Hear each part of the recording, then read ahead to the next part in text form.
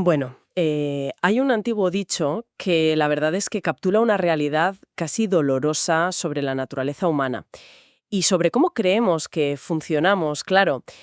Dice, o sea, imagínate esto, dice que si coges la cola de un perro, que por su genética ya es curva de por sí, y la metes a la fuerza dentro de un tubo rígido de metal durante, no sé, 14 años, Ujú.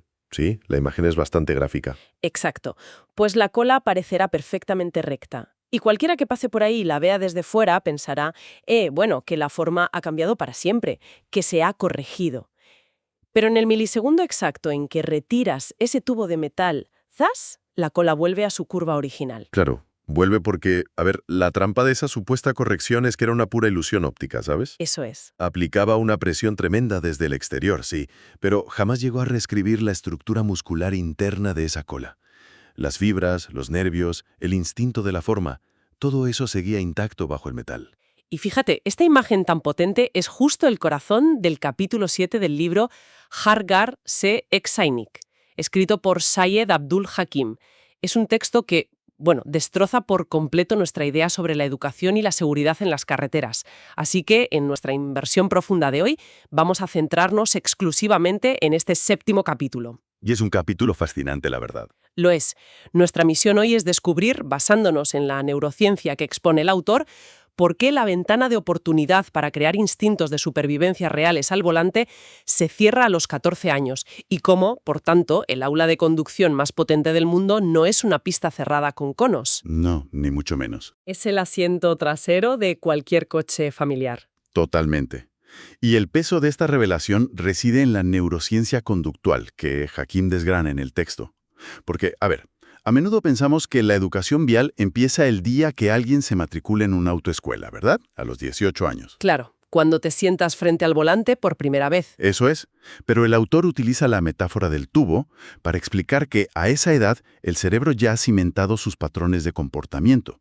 O sea, durante la infancia y la preadolescencia, el cerebro humano es un lienzo tremendamente plástico. Está en una fase biológica de absorción masiva. Crea sinapsis para asimilar cómo funciona el entorno. Básicamente, observa, imita y crea modelos del mundo. Es decir, que estamos creando conductores muchísimo antes de que tengan la estatura para llegar a los pedales. Pero la gran pregunta que surge al leer el texto es ¿por qué los 14 años? O sea, ¿qué tiene de mágico o de limitante esa edad específica para que el autor la marque como una frontera tan estricta? Bueno, el motivo es un proceso neurológico fundamental conocido como poda sináptica. Esto se acelera muchísimo durante la transición a la adolescencia. Hasta esa edad, digamos que el cerebro almacena una cantidad brutal de información latente. ¿Como una esponja? Exacto.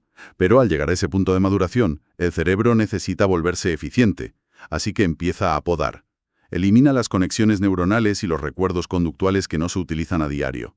Y fíjate, a la vez, recubre con mielina las vías que sí se han activado repetidamente. O sea, a través de la observación rutinaria, entiendo. Eso es, pura observación rutinaria. A ver si lo he entendido bien. Es como cuando, no sé, un electricista pone una capa gruesa de material aislante alrededor de un cable para que la corriente viaje más rápido y sin interrupciones, ¿no? Tal cual. Me parece una analogía perfecta. Ese recubrimiento de mielina solidifica las vías neuronales. Lo que el cerebro del niño ha observado diariamente hasta ese momento deja de ser un montón de anécdotas sueltas y se fusiona en un ajuste predeterminado. En un instinto. Claro, se convierte en el instinto básico, en el código inamovible de cómo los seres humanos se desplazan por la vía pública. Y el problema gravísimo que subraya el capítulo 7 es que los métodos tradicionales de concienciación vial actúan décadas tarde. Madre mía, claro. Cuando esa poda sináptica ya ha finalizado por completo. Exactamente. Eso era. Porque si analizamos esto con perspectiva, significa que todas esas campañas multimillonarias de seguridad vial, o sea, los anuncios de televisión desgarradores, la constante instalación de radares, las multas, todo eso es un parche enorme. Un parche monumental, sí. Es que estamos intentando reprogramar un cerebro que ya cerró su código fuente hace 15 años. Es alucinante. Son literalmente el tubo de metal de la metáfora con la que empezabas. Tratar de cambiar a un conductor adulto basándose en una sanción económica es luchar contra una arquitectura neuronal que lleva años cimentada. La multa al final solo ejerce presión externa. Claro, funciona solo mientras tienes el radar delante. Eso es. Funciona temporalmente. En cuanto desaparece la vigilancia, o sea, en cuanto quitas el tubo, el conductor vuelve inmediatamente a su configuración original instintiva. A la configuración que adquirió en silencio mirando la nuca de sus padres desde el asiento de atrás. Es que me fascina esta dinámica porque convierte el asiento trasero en un entorno de aprendizaje invisible total. Totalmente invisible para el adulto, claro. Sí, sí. Imagina un menor de 7 u 8 años ahí sentado, quizás balanceando las piernas o mirando fijamente por la ventanilla, y parece que va en su propio mundo. Pero a nivel cerebral está ejecutando la instalación de un sistema operativo masivo en segundo plano. Exacto. Un sistema operativo que correrá en automático años después. Graba si el cinturón de seguridad hace clic antes de encender el motor sistemáticamente, o si es un trámite que solo se cumple cuando se atisba a la policía a lo lejos. Graba si es normal revisar mensajes en el móvil mientras el semáforo está en rojo. Y lo más delicado de este archivo de datos, fíjate, es que al cerebro del niño le es completamente indiferente la intención del adulto. ¿Cómo? A ver, explícame eso. Pues que la narrativa interna o la excusa temporal que tiene el conductor jamás llega al asiento trasero. Ah, claro, claro. El adulto entra en una negociación mental de riesgo que considera súper válida. Piensa en plan, voy solo a la farmacia de la esquina, es un trayecto de 2 minutos en mi barrio, no hace falta que me ponga el casco de la moto hoy. Exacto, pero el niño no registra esa justificación. No archiva la distancia corta ni evalúa el riesgo matemático de esa calle. El cerebro infantil solo graba la acción en bruto. O sea, ¿asimila que el casco es un accesorio decorativo? Tal cual. Un accesorio opcional que depende de la conveniencia. La excusa mental del adulto se evapora, pero el acto físico, la infracción en sí, se graba a fuego como un comportamiento totalmente válido. Pues esto dibuja un panorama diario, la verdad, bastante aterrador para cualquiera que tenga responsabilidades familiares. Si la persona al volante está programando este software con cada frenazo brusco, con cada acelerón por impaciencia, surge la urgencia de saber cómo intervenir. Porque, la solución no puede ser dejar de usar el coche con menores a bordo. No, claro, eso es inviable. Tiene que haber una fórmula para escribir este código de forma intencionada, ¿no? Y la hay. Seyed Abdul Hakim propone un cambio de enfoque muy concreto en este capítulo. Y fíjate que lo cuantifica en apenas 30 segundos de esfuerzo consciente. El éxito de este método radica en entender la diferencia radical entre dos estados que solemos confundir: acompañar y supervisar. Vale, acompañar y supervisar. Suenan parecido, pero imagino que en la práctica son mundos distintos. Son presencias radicalmente distintas en el coche.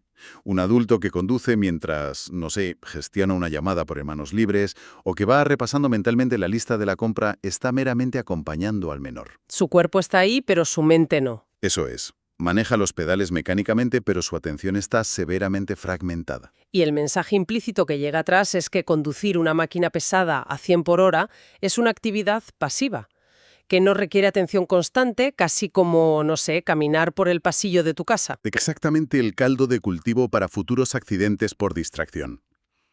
Por el contrario, la supervisión consciente implica anclar la atención al entorno y verbalizar el porqué detrás de una medida de seguridad. Es externalizar la lógica, ¿sabes? Para que el niño pueda procesarla. Claro.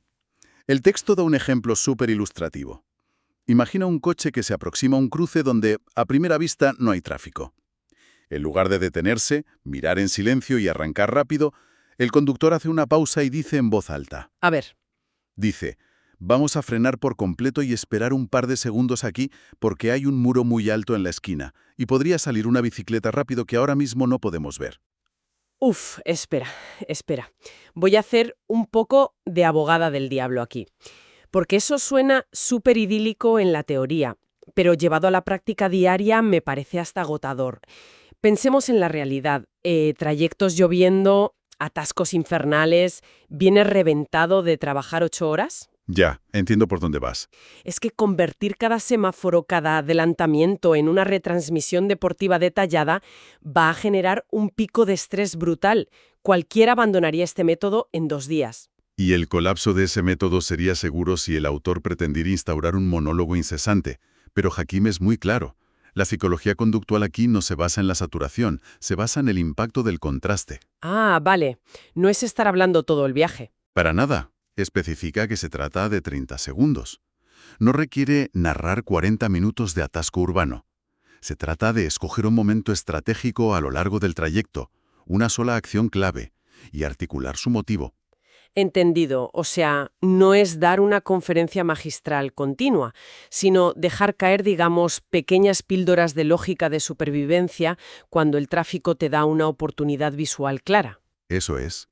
Al aislar la atención durante medio minuto, la explicación se incrusta profundamente, y esos escasos 30 segundos, sumados a lo largo de cientos de trayectos desde la infancia, no suponen ningún peaje mental para quien conduce. Claro, no te cuesta nada decir una frase al día. Exacto.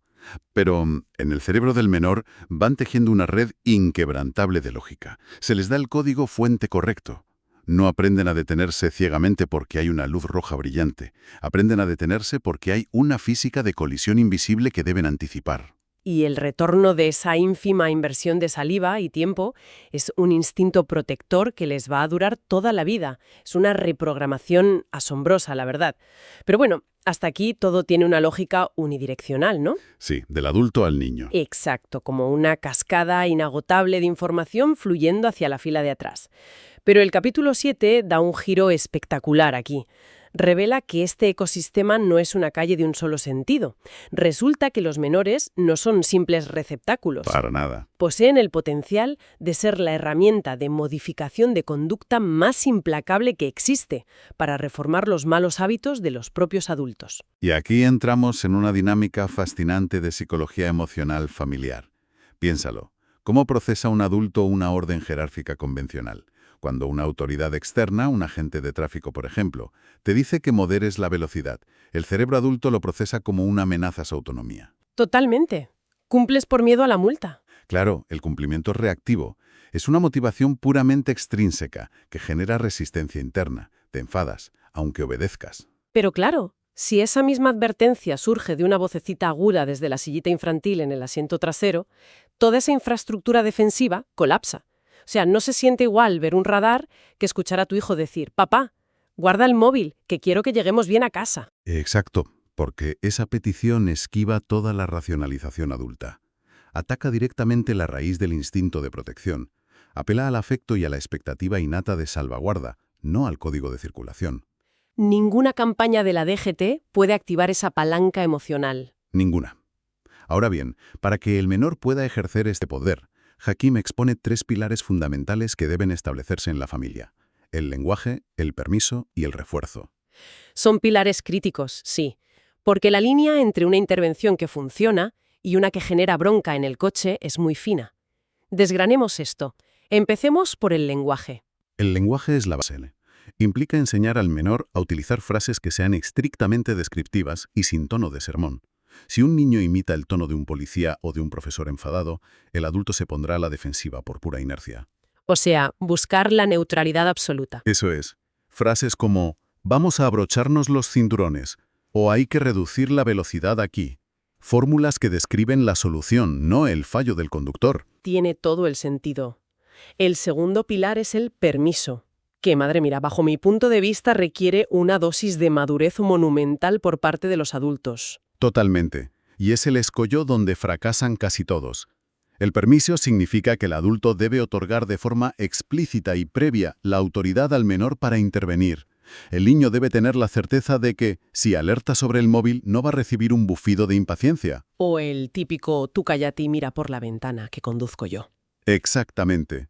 Es un contrato de validación mutua. Lo cual enlaza orgánicamente con el tercer pilar, que es el refuerzo, porque de nada sirve otorgar un permiso en teoría si a la hora de la verdad, en medio del tráfico, el niño habla y choca contra una pared. El refuerzo exige acción inmediata. Si el menor usa el lenguaje correcto y se acoge al permiso para pedir que te pongas el cinturón, la respuesta debe ser visible al instante. Clic, te lo pones. Y validas el aviso en voz alta. Es el cierre del bucle que demuestra que sus palabras tienen peso material en el mundo, real. Pero claro, yo leyendo esto me hacía una pregunta bastante incómoda. ¿Qué pasa en la mente del niño cuando ese bucle se rompe? Imagina el esfuerzo que supone para un niño romper el respeto jerárquico, dar el paso y decir, oye, ponte el casco. Y el adulto le ignora olímpicamente, le dice, tranquilo, no pasa nada, y arranca la moto. Uf. El impacto de ese instante en su desarrollo tiene que ser demoledor. Es una catástrofe formativa en toda regla. Y el libro es tajante en esto. El daño real no es ese viaje concreto sin casco. La lección verdaderamente letal, la que se injerta en su red neuronal para siempre, es que la seguridad física no merece el esfuerzo de interrumpir la comodidad de un adulto. Qué duro. Aprenden que las normas de supervivencia son pura plastilina, sujetas a la prisa del momento.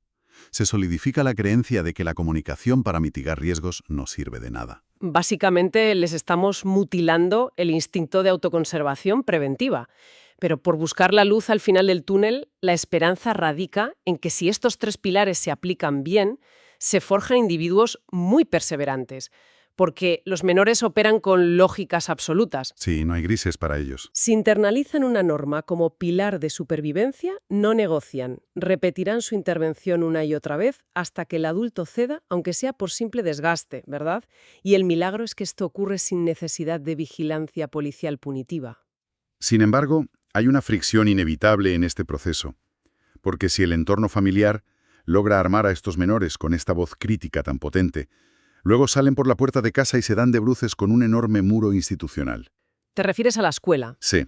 Fuera del coche familiar, invierten miles de horas en centros educativos que, en teoría, deberían consolidar esta mentalidad preventiva. Y la evaluación de Hakim sobre el sistema educativo formal es, bueno, que está fracasando estrepitosamente.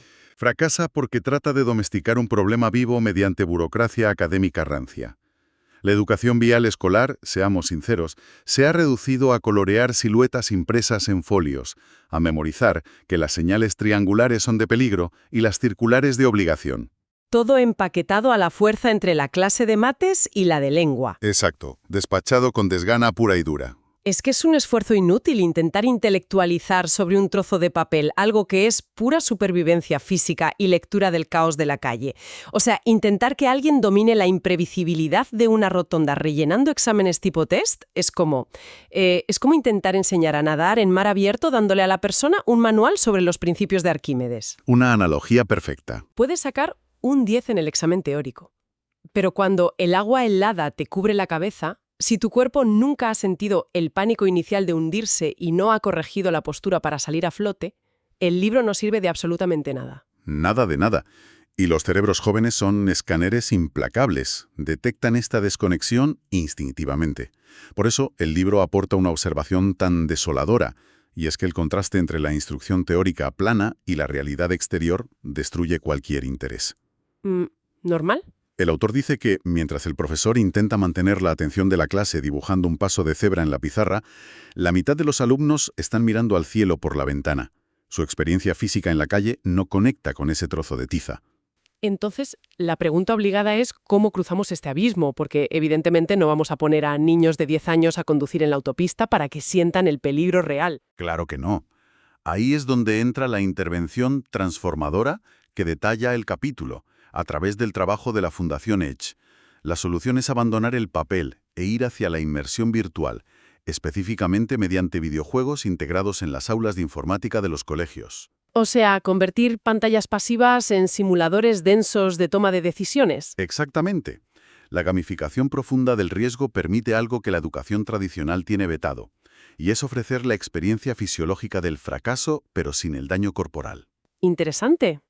En un entorno virtual realista, el menor se enfrenta a variables dinámicas. Una distracción al cruzar, un fallo calculando la velocidad de un coche. Si toma una mala decisión, presencia visual y auditivamente el resultado catastrófico. Y el cerebro, fíjate, no distingue del todo la simulación emocional. Experimenta el sobresalto real, un pequeño pico de adrenalina. Claro, el susto te lo llevas. Te lo llevas. Y en la siguiente partida, ajusta su evaluación, toma la ruta segura y experimenta el alivio psicológico inmenso de haber sobrevivido a la fricción del entorno. ¡Qué maravilla! Están forjando memoria muscular y resiliencia. Dejan de ser espectadores aburridos asintiendo a un profesor para convertirse en agentes proactivos en un entorno que les evalúa al instante. Y el impacto de esto tiene una onda expansiva enorme. Al interiorizar las mecánicas de un accidente mediante simulación directa, adquieren una competencia técnica muy arraigada. Les dota de la confianza y el vocabulario preciso para llevar todo ese bagaje de vuelta a casa. Ya no repiten reglas vacías como loros, claro. Exacto. Se transforman en pequeños expertos capaces de articular un riesgo real a sus padres. Y así es como se asegura que la asimilación del conocimiento quede fraguada antes de que, volviendo al principio, la barrera neurológica de los 14 años se cierre y la maleabilidad desaparezca. Es que este análisis a fondo redibuja por completo nuestra concepción de cómo se transmite el conocimiento de supervivencia en el asfalto. Al mirar todo el mapa conceptual del capítulo 7, la urgencia de actuar es innegable. Existe un límite biológico dictaminado por la poda sináptica que actúa como una cuenta atrás ineludible. Una cuenta atrás que no perdona, además. Antes de ese momento crítico, cada viaje, cada frenazo, cada distracción en el coche ejerce como una lección indeleble que forja el ADN conductual de la próxima generación.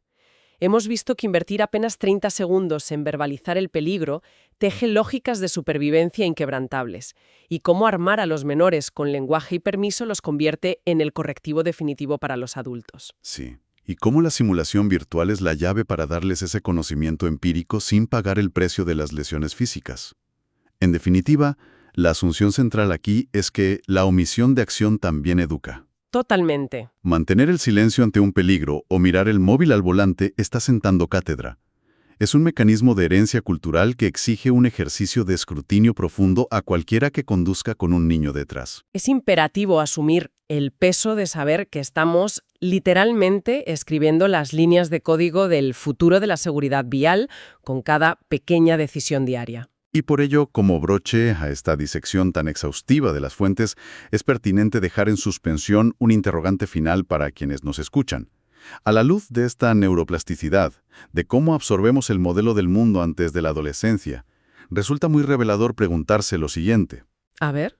De todas esas pequeñas temeridades que asumimos hoy, esos excesos de velocidad que justificamos porque yo controlo, o esas tolerancias al uso del móvil que tenemos integradas, ¿cuántas son decisiones racionales que hemos tomado como individuos maduros?